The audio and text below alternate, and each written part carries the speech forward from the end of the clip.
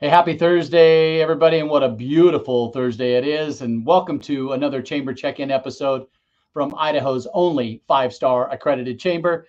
Today, I'm so excited to feature the Treasure Valley Girls on the Run organization's newly appointed executive director, Allison Evaro. Hi, Allison. Hey, Paul, how are you? I'm terrific. Thanks for carving out a little time with me. I know this is probably go time for you with spring coming up and with the great organization you have, you're everywhere all the time. And people are just out and about right now. A little bit of sunshine, and it's just been crazy. Yes, way better than rain. Yeah. But that makes us tougher, right? Running in the rain. Yeah. So, Allison, these chamber check-ins were designed about 4.5 years ago to really check in with our members during that start of the pandemic, and checking in with our restaurateurs, checking in with our business owners, like, hey, how's it going? What's going on? How's your team holding up? Mm-hmm. Anything we can help you with? What coupons are you running? Get people in. But they really morphed into a really great way of helping share our members' stories, their products, services, and most importantly, the people. So, Allison, you and I go back a little bit with my kids through the Y, and you worked with the Y and ran the track programs there and the cross-country programs.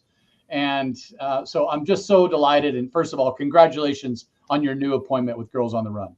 Thank you. Thank you. I'm so excited to be with Girls on the Run, and it's great to be able to visit with you and kind of reconnect after not being at the Y anymore. So I appreciate you having me on. No, absolutely. Couldn't be thrilled or more thrilled to have you.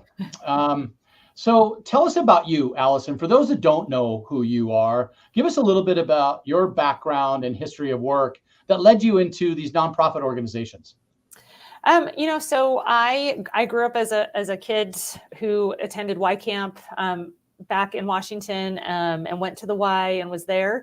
And so I went to college and knew that I wanted to work for an organization that did after school programming and offered that safe space to kids. And that's what I did. I got a degree in Parks and Recreation and community and commercial engagement, and wanted to work for the Y and other nonprofits. And so I've worked for Ronald McDonald House a long time ago. And, then I've been at the Y I was there for about 10 plus years. Give or take, it feels like more than that. Right. But I really enjoyed the programming aspect of it, and then the events. So like I helped organize the running races and the triathlons, and then the youth cross country, youth track and field, and it was just they're such great organizations, and they do so much for our community. I love to be able to give back and be a part of that, especially when it was such a big influence on my own life. What part of Washington did you grow up in? I grew up in Tacoma until I was about 14, and all my family is there. And we moved then, but everyone is still there except for us. So we have a similar story. I'm from Washington as well, but not on that side. I was on the other side in the south central part of Washington. But yeah, I've been in Idaho now way more time than I was in Washington. So yeah, me too. Yeah. So okay. And also, thank you for all your efforts with the Y throughout the years. My kids really got a lot out of that programming. And I tell you what, we need to have more outside activities nowadays than we've ever had. Mm-hmm. You just ran a really good show. And we always enjoyed seeing your smiling face and your blowhorn that's thrown all the race. Yeah, I did like to use the megaphone quite a bit. So it's always fun to have an event where you get to use those. So hopefully for Girls on the Run, we'll have one again. So well, now Girls on the Run is an amazing organization, and I'm looking forward for you to help share a little bit about the origin story and the programming. Girls on the Run is an international organization, correct? Or a national organization? Yeah, no. So we're international. We have councils in Canada, but national is really what we focus on. It started back in 1996 with our original founder of the organization, Molly Baker, who was a teacher and a coach and a triathlete, and she just felt like there was a need for a program to help girls, keep that confidence and be active and see that the effects of being physically active had on their mental health and how it contributed to their confidence. And so, she started a program at one school in Charlotte, North Carolina, and it kind of developed, and then our founders saw her at a conference, back east, and wanted to bring it to Boise. But now nationally, it's over 200 councils within, the United States. Over 2.5 million girls have been through our program nationally. So yeah, so it's not just here in the Valley, it's everywhere, which is great because even like I was sitting in the airport and someone saw a sticker on my computer and was like, "Oh, do you do Girls on the Run?" And I was like, "Oh yeah, I work for them." And she was like, "I did it," and I was I don't even know which airport I was sitting. I think it was in Texas somewhere. So, which is great to have that connection with anyone, and they know it's a safe spot to reach out and say, "Oh, hey, I recognize that." So, it's been a great organization for not only the Treasure Valley but nationally. So your founders, the Treasure Valley Girls on the Run, when did it start?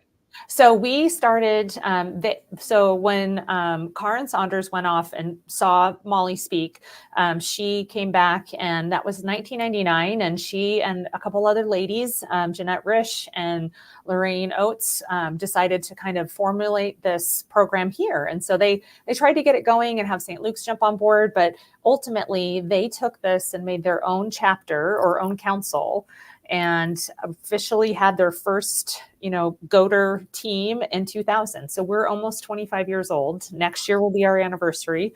We're going to have an alumni event, so look for information on that. It'll be out there. But we went from serving, a couple hundred girls, starting, and now we serve about 1,100 to 1,200 girls a year, between 75 and 80 sites. We have a site in Moscow.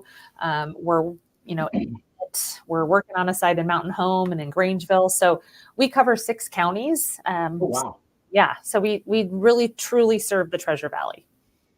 Now, this is an after-school program. This is at all schools. Tell me a little bit how you can get your daughter signed up. Yeah. So we would love to be at every school, but schools have a lot of programs for after school as well. So we, sometimes we're there in the fall, but not in the spring. So it is an after school program that happens 2 days a week, for about 75 to 90 minutes, depending on when the girls arrive after school. And then we are, incorporating this curriculum, this evidence-based curriculum, into lessons. And they're fun, they're interactive, and then we incorporate physical activity. So when we say Girls on the Run, we mean run, walk, skip, jump, roll, however you can be physically active. That's the kind of run we're talking about. So, because they train essentially for a 5K at their practices. Okay. So right now is the program running in spring? Yeah. So we started in March, and we're halfway through. So enrollment is closed for now, but all these girls are getting ready. We're halfway through, and they're planning on running their 5K on May 18th. And then the program will open again in the fall. And, it's an amazing program. Volunteers are one of the key elements to our program. So at these schools, after school, people come. Some of them are teachers, some of them are counselors, some of them are parents, but we have 2 to 3 coaches at these sites that help us run this program, which they're such great mentors, and they share their time and talent with us that just make it all magic. It's just great. And parents can have their kids. Well, let me back up a little bit. So what age group does Girls on the Run serve? So we serve essentially girls in 3rd through 8th grade, because, that's a great question, Paul, because we have three programs essentially. So Girls on the Run, which would be girls 3rd through 5th grade, and then Heart and Soul, which is girls that are 6th through 8th grade, and then Camp Goater, which are girls that are rising into 3rd grade, so going into 3rd grade that fall, so during our summer program, through 5th grade. So, we're seasonal in the schools, but we're a year-round program, so there's always something available for these girls. Well, I know Coco, my daughter, was there when she was going to Sage. She was part of the Girls on the Run program there. And you're right. There was 3 or 4 different coaches or mentors. I like to call them mentors. And my daughter, would run, jog, walk, and she would find a group of girls to hang out with. And there was always some messaging after each run or towards the end of the practice, kind of like hey, what did you learn? And today's focus is this. Tell us a little bit more about that. So at each lesson or each practice, we call them practices, there's a lesson. And truly, they're an opportunity for these coaches and mentors to share with the girls, one of the lessons is all bodies are beautiful. So it's not your body or their body, it's all bodies are beautiful. And, they talk about it and what it means to them and what it means to their friends and to their coaches. So they're connecting not only with the mentor, but with their peers. They're learning how to communicate and be able to share their thoughts and opinions, and really just these lifelong skills they're learning during this lesson and during this practice to take away with them so that they can be stronger and more confident when they're not here with us. So that's truly what it's all about. You had mentioned a safe place, and I think that's really critical when you're a young person, kind of going through puberty and with all the Facebook and social media distractions. It's really important that there's a safe place to discuss, your emotions. And Girls on the Run is a really good opportunity for that. Yeah. And I would hear Coco coming back from some of those and talking about some of the lessons, which I thought were really good. Yeah. Yeah. I mean, we try and really make it at a level that they can understand and that they can share with their families and their friends. And it is a safe place. I mean, think about when we were in 5th or 6th grade, like our world is completely different than these kids these days. And so if we can give them that and help them through this and give them something to take away that they'll use later in life, that's really our goal, to inspire them and to show them that they have so much potential. Okay. Founded in Treasure Valley in 2001 with folks like Karen Sanders. Thank you, Karen and the team. Over 1,200 impactful, or has impacted over 1,200 girls so far. Well, actually, so that's a year. Right? Yeah. So most of the time, for our overall is, 14,000 girls we've impacted since we've started. Wow. Okay. All right. Over 2 million total internationally. So much more than running. We talked about teaching essential life skills that blends into physical activity, emotional management, fostering friendships, and having empathy. I love that. How can we get involved? Like if somebody wants to volunteer, I'm going to have your website scrolling on the bottom of the screen here. Okay. Tell us a little bit about how businesses can get involved, or how can they support, and tell us about that. Okay. Well, so we do always need volunteers. So obviously we need coaches. So every season we have about 100 to 150 coaches. So there's an application on our website that you can sign up to do that. And then we need volunteers for our 5K as well. And you can sign up to be there and come out and support the girls and help us kind of organize that race. And then, we have wonderful partners throughout the community. Regents has been a sponsor of Girls on the Run forever. They're our title sponsor. We have, Therapeutic Associates. We have ICCU. We have Fleet Feet. I mean, we have so many local sponsors. And honestly, we're a nonprofit that gives financial assistance to these girls so that everyone can participate. So anytime we need to give a scholarship, we can, because of community members in the Treasure Valley that give to us. So you're able to donate on our website, and we're going to be part of Idaho Gives. So all kinds of fun things. And that's coming up shortly as well. Yeah. Thanks to our listeners, Melissa Gossage and Rourke O'Brien, for chiming in today. Yes, Melissa, we'll get your daughter dialed in. No problem. Yep. Connect with Allison. One of the coolest things that I witnessed during the 5K run, it's not just everybody on the starting line starting at once.